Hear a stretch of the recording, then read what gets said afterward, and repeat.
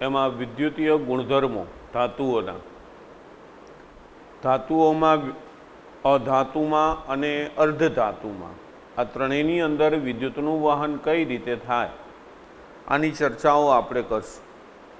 પછી અર્ધવાહકોની અંદર જે વિદ્યુતનું વહન થાય છે તો એની અંદરથી એન અને પી પ્રકારના અર્ધવાહકો બનાવવામાં આવે. તો એ અર્ધવાહકો કઈ રીતે બનાવાય અને એના ઉપયોગ શું હોય, આટલા મુદ્દાની ચર્ચાઓ આજે આપણે કરવાના છે. તો કોઈ પણ ધાતુ છે, ઘન પદાર્થ છે, એની અંદર વિદ્યુતીય વાહકતાનો જે ગાળો છે એ 27 ક્રમથી વધારે જોવા મળતો હોય. એ ક્રમની અંદર 10⁻⁻20 થી 10⁻7 પ્રતિ ઓહ્મ પ્રતિ મીટર આટલી વિદ્યુતીય વાહકતા ઘન પદાર્થની અંદર જોવા મળે. હવે એના જુદા જુદા ભાગ પડે. એ ભાગની અંદર ધાતુના, ઘન પદાર્થના વાહક, અવાહક અને અર્ધવાહક એવા 3 પ્રકારો પડે. આ વિદ્યુતીય વાહકતાનો ગાળો 27 ક્રમ સુધી લીધો, એથી વધારે પણ હોય. 10⁻⁻20 થી 10⁻7 એટલે 27 ક્રમ થાય. વચ્ચે 0 આવે ને 0 થી ધન સંખ્યાઓ ચાલુ થાય 7 સુધી. એટલે એથી પણ વધારે તમને વાહકતાના ગાળાઓ જોવા મળે છે. તો જે ઘન પદાર્થની અંદર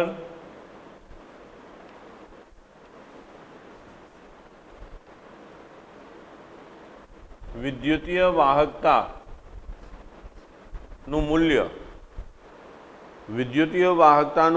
10⁻4 થી 10⁻7 પ્રતિ ઓહ્મ પ્રતિ મીટર આટલું વિદ્યુતીય વાહકતાનું મૂલ્ય જે ઘન પદાર્થની અંદર જોવા મળે એવા ઘન પદાર્થને વાહકો બોલાય.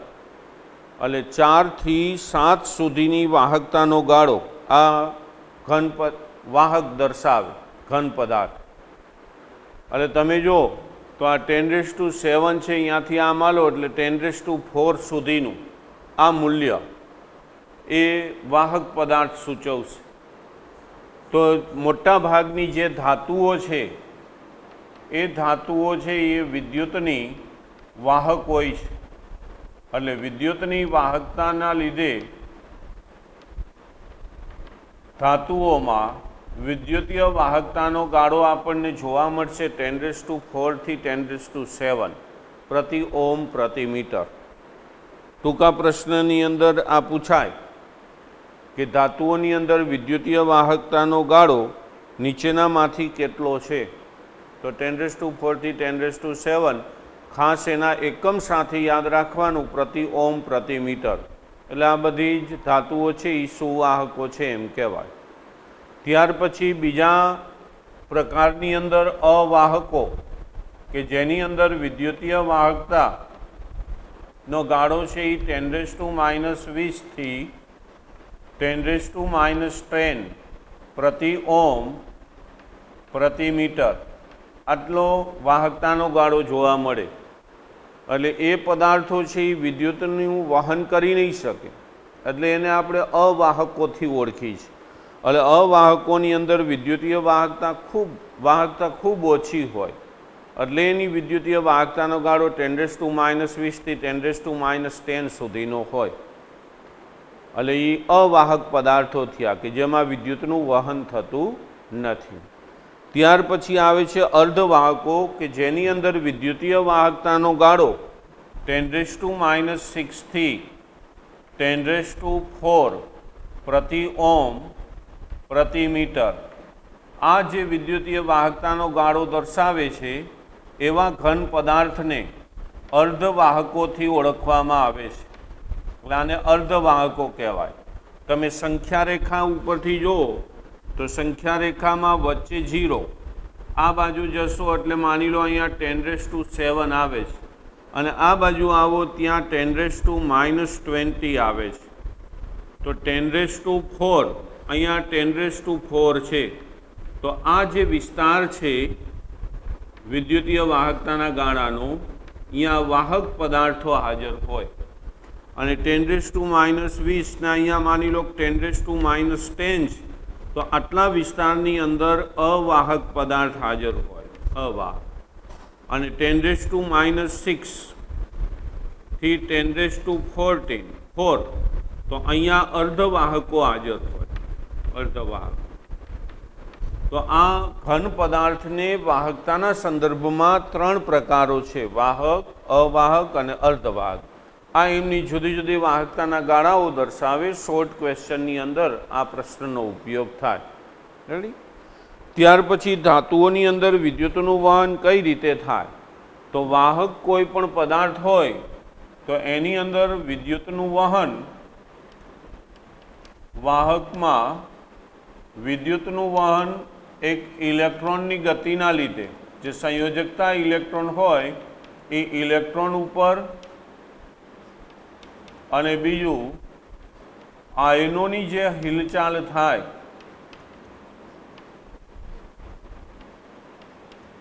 એના લીધે પણ વાહકની અંદર વિદ્યુતનું વહન થાય. આપણે જે અભ્યાસ કરવાનો છે ધાતુઓની અંદર વિદ્યુતના વહનનો, તો આગળ આપણે પહેલા પીરિયડમાં આમાં ભણ્યા હતા કે કોઈ પણ ધાતુ હોય તો એ ઘન અવસ્થા ઘન સ્વરૂપે હોય અથવા પીગાળેલ સ્વરૂપે હોય, તો આ બંને સ્થિતિમાં વિદ્યુતનું વહન કરે છે. એટલે બંને સ્થિતિમાં વિદ્યુતની વાહક છે. આગળ આપણે ભણી ગયા કે જે ધાત્વિક બંધ પ્રકારનો જે આપણે ઘન પદાર્થનું વર્ગીકરણ જોયું હતું એમાં આપણે કીધું હતું કે ધાતુ ઘન સ્વરૂપે હોય અથવા પીગાળેલ સ્વરૂપે હોય, બે સ્થિતિની અંદર એ વિદ્યુતનું વહન કરશે. કારણ કે એમાં વિદ્યુતનું વહન છે એ ઇલેક્ટ્રોનના લીધે થાય છે. એટલે એના જે સંયોજકતા બાહ્ય કક્ષાના જે ઇલેક્ટ્રોન હોય એ જેટલા વધારે રિલીઝ થાય, મુક્ત થાય, એ પ્રમાણે એની વાહકતા નક્કી થાય. આપણે એક ધોરણ 11ની અંદર રાસાયણિક બંધન પાઠની અંદર એવું ભણતા હતા કે પરમાણ્વીય કક્ષકો છે એ આણ્વીય કક્ષકો રચે છે. આ જે બંને કક્ષકો છે એમની ઊર્જા વચ્ચેનો તફાવત, ઊર્જા તફાવત ઓછો હોય ત્યારે અંશતઃ ભરાયેલ વાહકતા પટ અને ઉપર એની એક પટ હોય જેને આપણે સંયોજકતા પટથી ઓળખી. ધાતુઓની અંદર અર્ધધાતુ હોય કે અધાતુ હોય, બધાની અંદર બે પ્રકારના પટ હોય, એક વાહકતા પટ, એક સંયોજકતા પટ. સંયોજકતા પટની અંદર સંયોજકતા ઇલેક્ટ્રોન રહેલા હોય. એ જો બંને પટ, સંયોજકતા પટ અને વાહકતા પટ બંને એકબીજા સાથે અંશતઃ ભરાયેલા હોય, એટલે એકબીજા ઉપર આ રીતે આમ ઓવરલેપિંગ થયેલા હોય. માની લો કે આ વાહકતા પટ દર્શાવે અને નીચેનો સંયોજકતા પટ દર્શાવે. તો આ બંને એકબીજા સાથે ઓવરલેપિંગ થયેલા છે, જોડાયેલા છે, અંશતઃ ભરાયેલા. અથવા સંયોજકતા પટ અને વાહકતા પટ એ એકબીજા સાથે આમ જોડાયેલા હોય. દાખલા તરીકે આ નીચેનો સંયોજકતા પટ છે અને ઉપરનો વાહકતા પટ છે, તો અહીંથી સંયોજકતા પટમાંથી સરળતાથી ઇલેક્ટ્રોનનું વહન વાહકતા પટની અંદર થશે. એટલે બધી જ ધાતુ છે એ વિદ્યુતનું વહન કરે છે.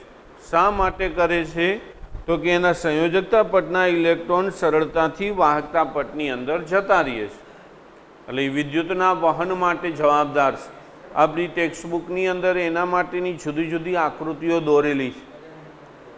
હવે આ વાહક પદાર્થ માટે થઈ, પણ જો વાહકતા પટ અને સંયોજકતા પટ વચ્ચે વધારે અંતર હોય, એટલે કે અહીંયા આ જે ગેપ છે એ ગેપને ઉર્જા ગેપ અથવા શક્તિ ગેપ કહેવાય. અથવા એને એનર્જી ગેપ પણ બોલે છે। તો સંયોજકતા પટ અને વાહકતા પટ વચ્ચે જો શક્તિ ગેપનું અંતર વધારે હોય તો અહીંનો જે ઇલેક્ટ્રોન છે એ સરળતાથી આમ વાહકતા પટની અંદર જઈ શકશે નહીં,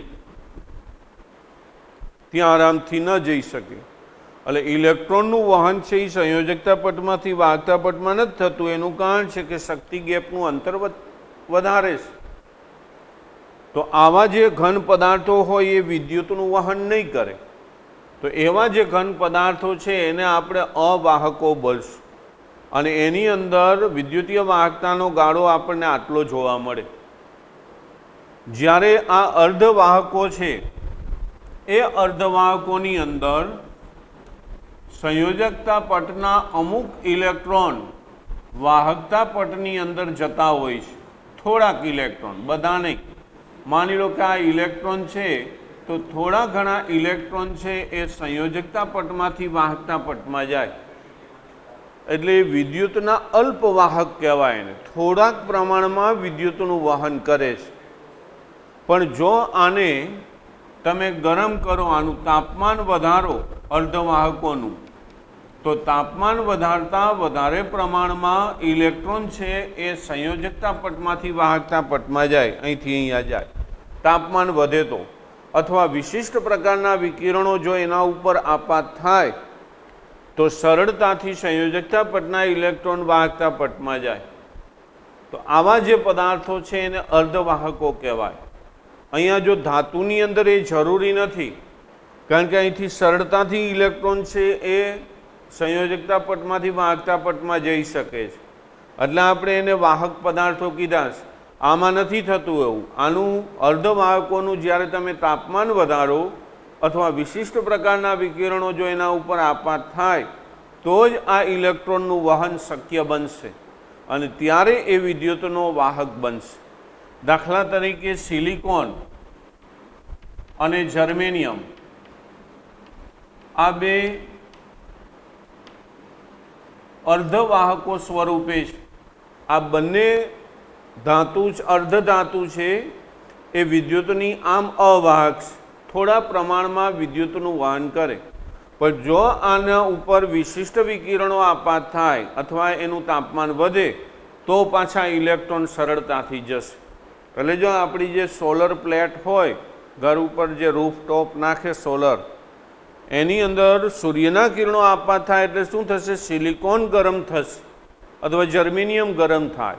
ગરમ થાય એટલે આ ઇલેક્ટ્રોન છે એ સરળતાથી આમ જાય, એટલે એ વિદ્યુતનું વહન કરે। એટલે આ પ્રકારના જે અર્ધવાહકો છે એને આંતરિક અર્ધવાહકોથી ઓળખવામાં આવે છે। એટલે આ સિલિકોન અને જર્મેનિયમ રહ્યા ને એ આંતરિક અર્ધવાહક છે,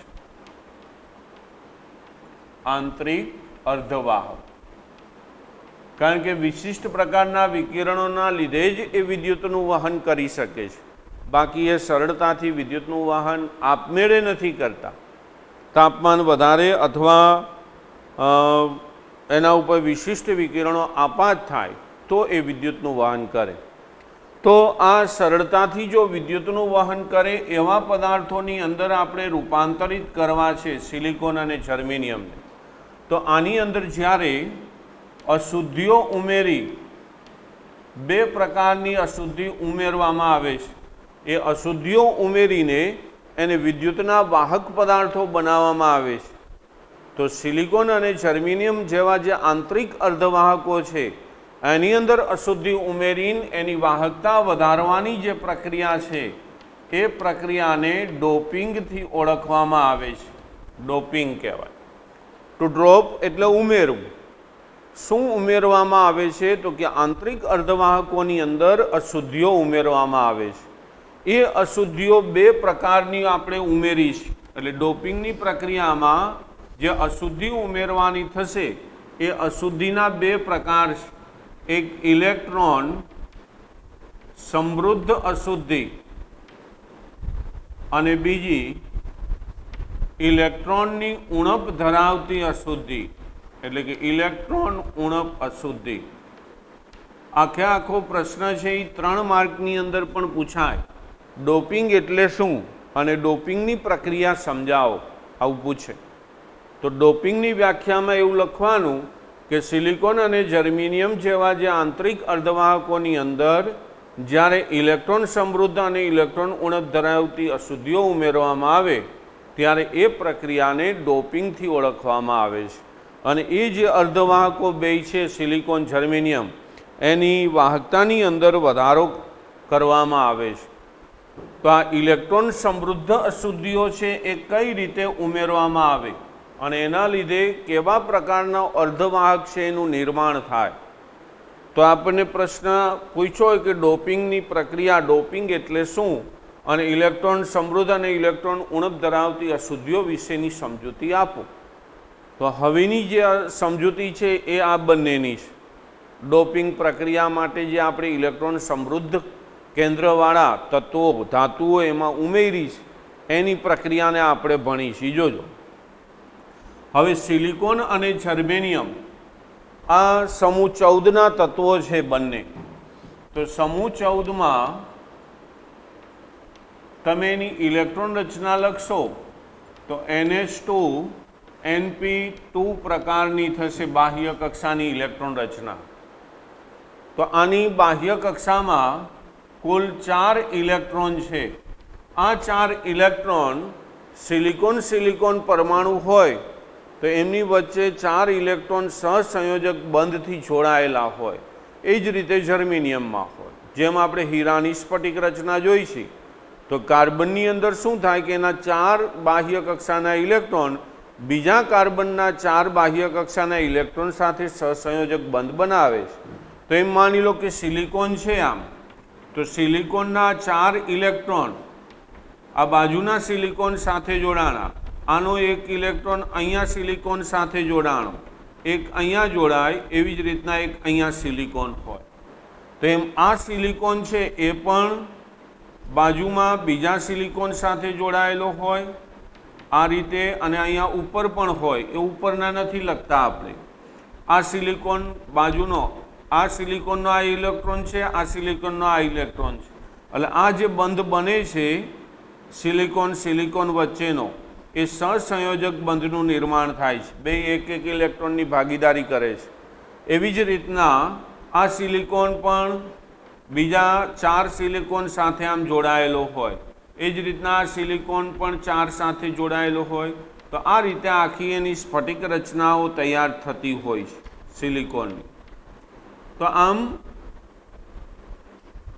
આ ફક્ત સિલિકોન અર્ધવાહક તરીકે કામ કરે છે.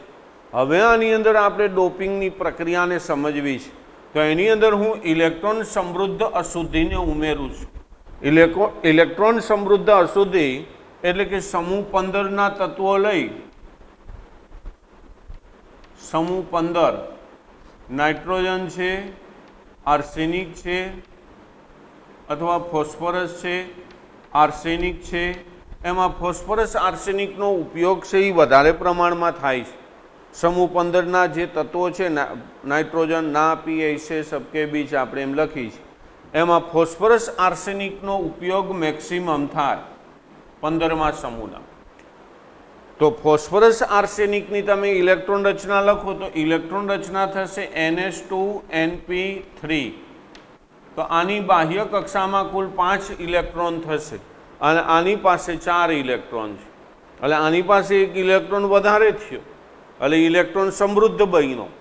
કારણ કે સિલિકોન અને જર્મેનિયમની બાહ્ય કક્ષા હોય, સંયોજકતા કક્ષા, એમાં 4 ઇલેક્ટ્રોન હોય અને 15મા સમૂહને 5 ઇલેક્ટ્રોન હોય બાહ્ય કક્ષામાં, એટલે ઓલાથી 1 ઇલેક્ટ્રોન વધારે થયો. તો જ્યારે તમે ફોસ્ફરસ અથવા આર્સેનિકની અશુદ્ધિ છે એ ડોપિંગ સ્વરૂપે આની સ્ફટિક રચનાની અંદર દાખલ કરો, આ આખો એક સ્ફટિક છે.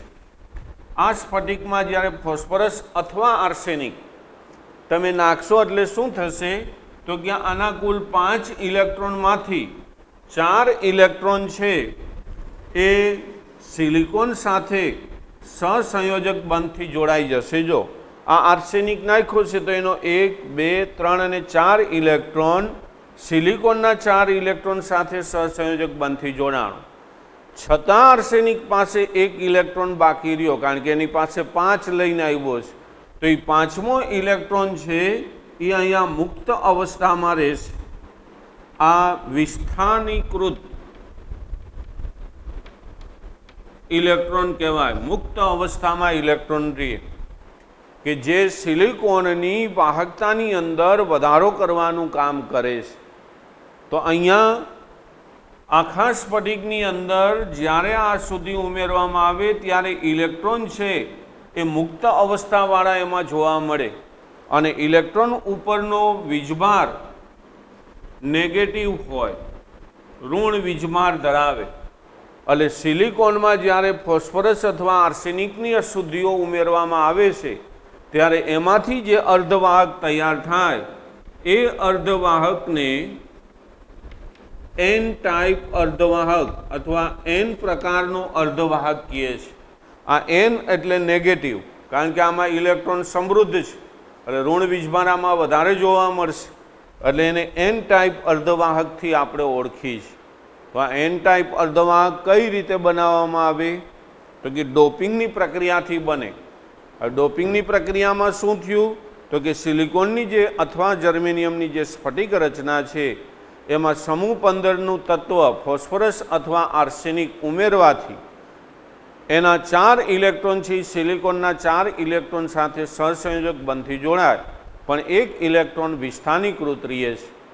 આ જે વિસ્થાનીકૃત ઇલેક્ટ્રોન છે એ એની વાહકતાની અંદર વધારો કરે છે અને સ્ફટિકની અંદર ઇલેક્ટ્રોનની સંખ્યાઓ વધતા એ ઋણ વીજભારિત બને એટલે એને એન ટાઈપ અર્ધવાહકથી આપણે ઓળખીએ છીએ। તો આ થઈ ઇલેક્ટ્રોન સમૃદ્ધ અશુદ્ધિ। ત્યાર પછી આવે છે ઇલેક્ટ્રોન ઉણપ ધરાવતી અશુદ્ધિ। તો જ્યારે આ રચના છે સિલિકોનની, આપણે જે સિલિકોન અથવા જર્મેનિયમ તમે ગમે તે લખી શકો, આપણે અહીંયા સિલિકોનની સ્ફટિક બંધારણ લખ્યું છે, એના 4 ઇલેક્ટ્રોન આ રીતે સહસંયોજક બંધથી જોડાયેલા છે, બરાબર। આ સિલિકોનનું સ્ફટિક બંધારણ, અહીંના ઇલેક્ટ્રોન આ બાજુ પાછા બીજા સિલિકોન પરમાણુ જોડાયેલા હોય પણ એ આપણે જોડતા નથી। હવે આની અંદર જ્યારે સમૂહ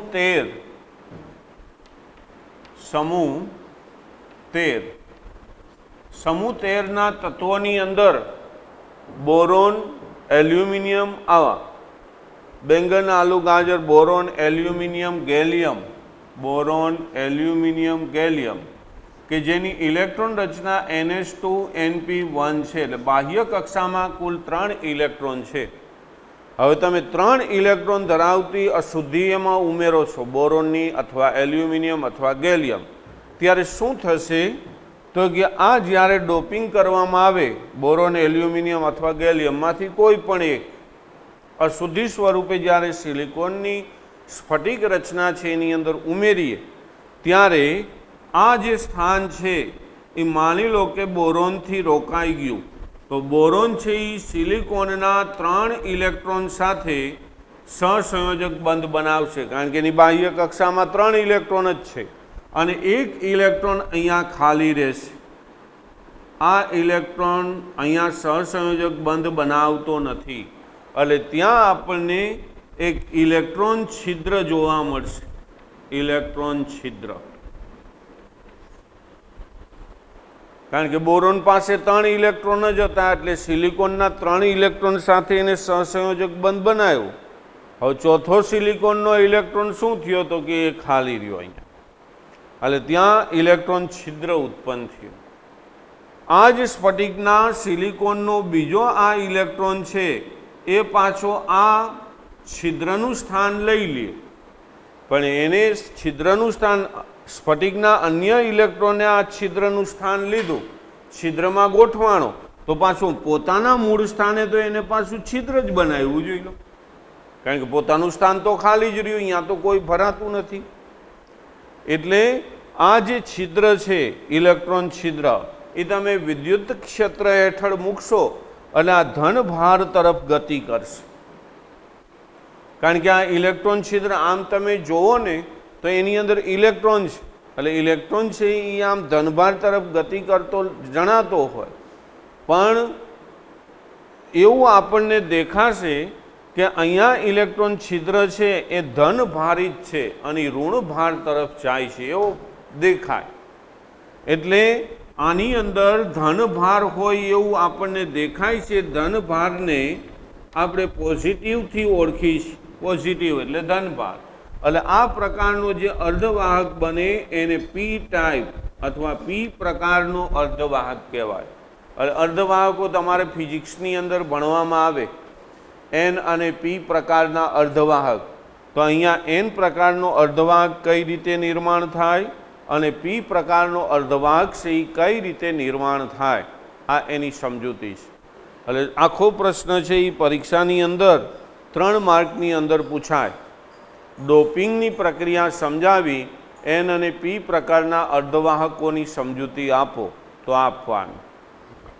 પછી જે આપણે એન અને પી પ્રકારના અર્ધવાહકો બનાવ્યા એ અર્ધવાહકો છે એના અનુપ્રયોગો એ ક્યાં ક્યાં ઉપયોગમાં લેવાય છે.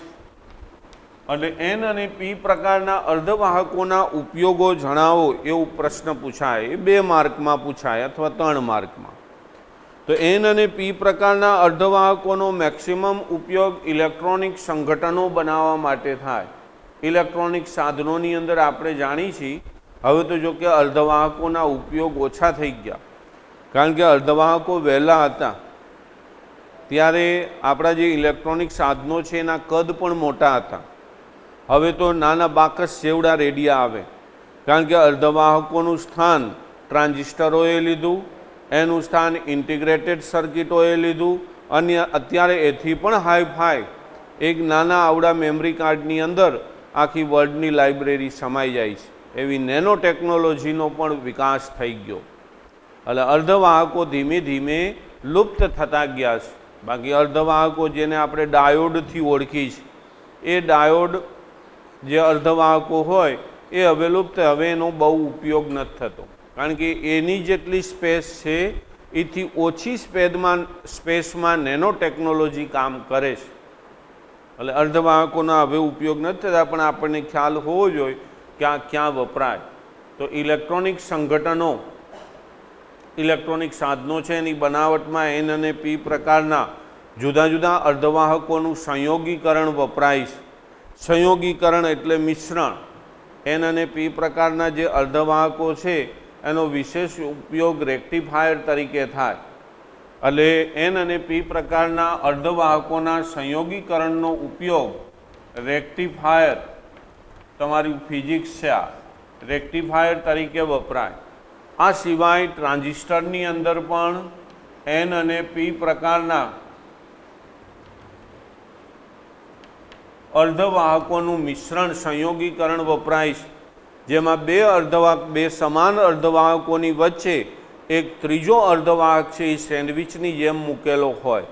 દાખલા તરીકે 2 એન પ્રકારના અર્ધવાહક હોય તો એની વચ્ચે પી પ્રકારનો અર્ધવાહક સેન્ડવિચની જેમ હોય. એટલે આપણે એન પ્રકારનો અર્ધવાહક કહીશ, અથવા 2 પી પ્રકારના અર્ધવાહકની વચ્ચે એક એન પ્રકારનો અર્ધવાહક હોય તો આપણે એને પી પ્રકારનો અર્ધવાહક કહીશ. આનો મેક્સિમમ ઉપયોગ છે એ ટ્રાન્ઝિસ્ટરની અંદર થાય. ટ્રાન્ઝિસ્ટરના જે રેડિયો અને જે સિગ્નલો છે, ઓડિયો સિગ્નલ સંકેતો માટે, એના માટે આ સંયોગીકરણ મિશ્રણ વપરાય છે. 2 અર્ધવાહકોની વચ્ચે ત્રીજા પ્રકારનો અર્ધવાહક જે સેન્ડવિચની જેમ રખેલો હોય. તો આવા અર્ધવાહકોને ટ્રાન્ઝિસ્ટરમાં ઉપયોગ થાય. એ સિવાય એક સિલિકોન ફોટોડાયોડ, જે આપણે રૂફટોપ ઉપર જે સોલર પ્લેટો લગાડી છે એ સોલર પ્લેટોની અંદર સિલિકોનનો ઉપયોગ થયેલો હોય છે. તો એની અંદર જે અર્ધવાહકો વપરાયેલા હોય છે એ શું કામ કરે છે? તો કે પ્રકાશ ઉર્જા હોય, સૂર્યમાંથી આવતી પ્રકાશ ઉર્જા એનું વિદ્યુત ઉર્જાની અંદર રૂપાંતર કરે છે. ગામડાઓની અંદર આપણે જોતા હોય, જે પંચાયત હોય એને એક સોલર પ્લેટ લઈને સોલર લાઇટ મૂકેલી હોય છે, ઘણા ગામડાની અંદર હોય છે. હવે તો બધે એલઈડી આવી ગઈ એટલે હવે સોલર લાઇટનો ઉપયોગ બહુ નથી થતો. નહીં તો ઉપર લાઇટની ઉપર એક સોલર પ્લેટ હોય, રાત્રે અંધારું થાય એટલે આપમેળે એ ચાલુ થઈ જાય.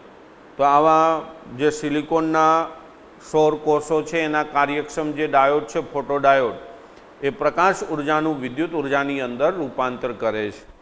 આ સિવાય જર્મેનિયમ અને સિલિકોન કે જેને આપણે કહીએ છીએ સમૂહ 14ના તત્વો છે, એટલે હીરા જેવું એ સ્ફટિક બંધારણ ધરાવે છે અને 4 સહસંયોજક બંધ બનાવે। જેમ હીરાની જે સ્ફટિક રચના આપણે ભણી ગયા કે સમચતુષ્ફલકીય રીતે હીરો ગોઠવાયેલો હોય, તો આવ્યું આ ક્લોરીન કાર્બન છે એ સમૂહ 14નું પ્રથમ તત્વ છે।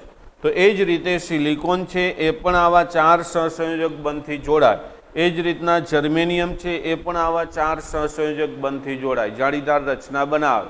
તેમ સિલિકોન જર્મેનિયમ સમૂહ 14ના તત્વો છે એ વિપુલ પ્રમાણમાં આવા ઘન પદાર્થોનું નિર્માણ કરે છે અને હીરા જેવું બંધારણ ધરાવે છે। આ સિવાય સમૂહ 14ને તમે કાઢી નાખો તો સમૂહ 13, સમૂહ 14ની આગળનો સમૂહ 13 અને એની પાછળનો 15મો સમૂહ, એટલે સમૂહ 13 અને 15 અથવા સમૂહ 12 અને 16 આના જે તત્વો છે ધાતુઓ એ એકબીજામાં મિશ્ર કરી જુદા જુદા પ્રકારના કેટલાય આવા પદાર્થો છે, ઘન પદાર્થો છે એને તૈયાર કરવામાં આવે છે। એમાં સમૂહ 13 અને 15 એના જે તત્વો છે સમૂહ 13 છે એ બોરોન, એલ્યુમિનિયમ, ગેલિયમ આ બધા તત્વો, ઇન્ડિયમ, થેલિયમ, આપણે એને યાદ રાખવા માટે એનું સૂત્ર લખ્યું હતું બેંગન, આલુ, ગાજર ઇન થેલા, એટલે બોરોન, એલ્યુમિનિયમ, ગેલિયમ, ઇન્ડિયમ અને થેલિયમ। અને સમૂહ 15ના તત્વો નાઇટ્રોજન, ફોસ્ફરસ, આર્સેનિક, એન્ટીમની અને બિસ્મથ આ સમૂહ 15ના તત્વો છે। તો સમૂહ 13 અને 15 આ બંને એકબીજા સાથે સંમિશ્રિત થઈ અને ઘન પદાર્થો બનાવે છે। એની અંદર એના જે ઘન પદાર્થો છે એમાં ઇન્ડિયમ અને એન્ટીમની, આ ઇન્ડિયમ અને એન્ટીમની ભેગા થાય એટલે એને આપણે લખીએ INSB, તો ઇન્ડિયમ એન્ટીમોનાઇડ આવું એનું નામ થાય, INSB, ઇન્ડિયમ એન્ટીમોનાઇડ।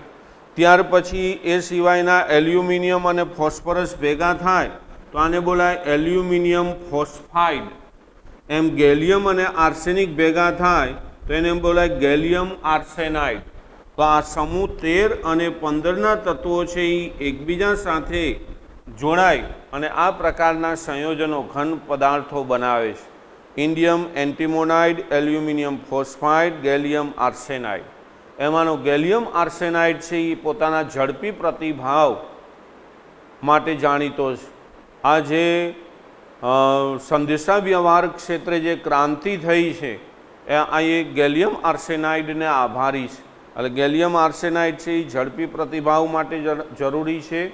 એટલે આ અર્ધવાહક છે એ સાધનોને જે ડિઝાઇનની અંદર ક્રાંતિ થઈ એ આના લીધે જ, ગેલિયમ આર્સેનાઇડના લીધે। શોર્ટ ક્વેશ્ચનમાં પ્રશ્ન પૂછાય કે સમૂહ 13 અને 15નું કયું તત્વ, કયું સંયોજન કે જે ઉપકરણોની અંદર જે ક્રાંતિ થઈ એના માટે, ડિઝાઇનમાં જે ક્રાંતિ સર્જી એના માટે જાણીતું છે, તો ગેલિયમ આર્સેનાઇડ લખવું। ઇન્ડિયમ એન્ટીમોનાઇડ છે, એલ્યુમિનિયમ ફોસ્ફાઇડ છે, પણ એ આના જેટલા ઝડપી ડિઝાઇન, સાધનોની જે ડિઝાઇનો છે એની અંદર ઝડપી ક્રાંતિ માટે જવાબદાર નથી। ત્યાર પછી સમૂહ 12 અને 16 એની અંદર ઝિંક સલ્ફાઇડ, કેડમિયમ સલ્ફાઇડ, પછી કેડમિયમ સેલેનાઇડ, CdCe સેલેનાઇડ, આમ સેલેનિયમ ઉપરથી એને સેલેનાઇડ કહેવાય। પછી મર્ક્યુરી ટેલેનાઇડ, HgTe, આ બધા સમૂહ 12 અને 16ના સંયોજનો છે। જે સંયોજક એની અંદર સહસંયોજક બંધ નથી હોતો પણ આયોનિક લક્ષણો જોવા મળે છે, કારણ કે આમાં સલ્ફર, સેલેનિયમ, ટેલેનિયમ આ બધા અધાત્વિક ગુણધર્મ તરફ જતા જાય છે। એટલે ધાતુ સાથે અધાતુઓ જોડાયેલી છે, એટલે સહસંયોજક ગુણધર્મ જેટલો આની અંદર છે એટલો આની અંદર જોવા મળતો નથી, એટલે આમાં આયોનિક લક્ષણ પણ જોવા મળે છે। આ સિવાય આપણે જે અભ્યાસ કરશું ડી વિભાગના તત્વો જેને આપણે સંક્રાંતિ તત્વોથી ઓળખશું, એની અંદર પણ કેટલાક વિદ્યુતીય ગુણધર્મોની અંદર નોંધપાત્ર બાબતો જોવા મળે છે. એમાં ટિટેનિયમના જે ઓક્સાઇડ છે, titanium, chromium, rhenium, titanium oxide, chromium dioxide, rhenium trioxide, આ જે ઓક્સાઇડો છે સંક્રાંતિ ધાતુના, એ વિદ્યુતની વાહકતા માટે જવાબદાર છે. એમાંનો આ જે મહત્ત્વનો શોર્ટ ક્વેશ્ચનમાં બોર્ડમાં પૂછાઈ ગયો છે, રેહનિયમ ઓક્સાઇડ છે, એની વાહકતા અને દેખાવ કોપર ધાતુ જેવો છે. Most IMP short question. Rhenium oxide નીચેનામાંથી કયા સંયોજનનો દેખાવ અને વાહકતા કોપર ધાતુ જેવી છે? તો એમાં લખવાનું રેહનિયમ ઓક્સાઇડ. ટ્રાયોક્સાઇડ પણ બોલાય અને ઓક્સાઇડ પણ બોલાય. એટલે આ સંક્રાંતિ ધાતુના 3 oxide, titanium oxide, chromium dioxide અને રેહનિયમ ટ્રાયોક્સાઇડ, એ બધા ધાતુ જેવા ગુણધર્મો ધરાવે છે, એટલે એ વાહક પદાર્થો તરીકે લેવાય છે. આ સિવાય કેટલાક જે સંક્રાંતિ ધાતુના ઓક્સાઇડ છે, દાખલા તરીકે vanadium oxide, vanadium dioxide, vanadium trioxide, titanium dioxide, આ બધા સંક્રાંતિ ધાતુના ઓક્સાઇડ છે, એ અવાહક તરીકે હોય છે. એ વાહકતાનો ગુણધર્મ ધરાવતા નથી. તાપમાન પર આધારિત ધાત્વીય અવાહકતાનો ગુણધર્મ ધરાવે છે. એટલે આના શોર્ટ ક્વેશ્ચન છે એ પરીક્ષાની અંદર, આના શોર્ટ ક્વેશ્ચન પરીક્ષામાં પૂછાય છે. આ TiO3 લખજો, ટિટેનિયમ ટ્રાયોક્સાઇડ. આમાંથી તમને પૂછ્યું હોય નીચેનામાંથી કઈ સંક્રાંતિ ધાતુનો ઓક્સાઇડ એ વાહક ગુણધર્મ ધરાવે છે? તો એમાં આ 1 લખ્યા હોય ને આમાંથી 3 લખ્યા હોય. કયો અધાત્વિક અવાહક ગુણધર્મ ધરાવે છે? તો એમાંથી આ લખ્યા હોય. એટલે આ શોર્ટ ક્વેશ્ચનની અંદર આ પ્રશ્ન પૂછાતો પ્રશ્ન છે. અને એમાં ખાસ મહત્ત્વનો પૂછાતો પ્રશ્ન છે રેહનિયમ ટ્રાયોક્સાઇડ, કે જે દેખાવમાં અને વાહકતા બંનેમાં કોપર જેવો છે. મોસ્ટ આઈએમપી પરીક્ષામાં 99.9% પૂછાય એવો પ્રશ્ન. 2 વાર પૂછાઈ ગયો છે અને હજુ પણ આ પૂછાય. બસ હવે ચુંબકીય ગુણધર્મો, એના આધારે પદાર્થોનું વર્ગીકરણ થશે. આ એક મુદ્દો બાકી રહેશે, અડધી કલાક એ મુદ્દો ચાલશે, ચુંબકીય ગુણધર્મોના આધારે પદાર્થોનું વર્ગીકરણ. અને બીજા 3 કે 4 દાખલાઓ છે. એટલે નેક્સ્ટ પીરિયડની અંદર આપણે આ પાઠ છે એની પૂર્ણાહુતિ કરશે. બરાબર? અસ્તુ.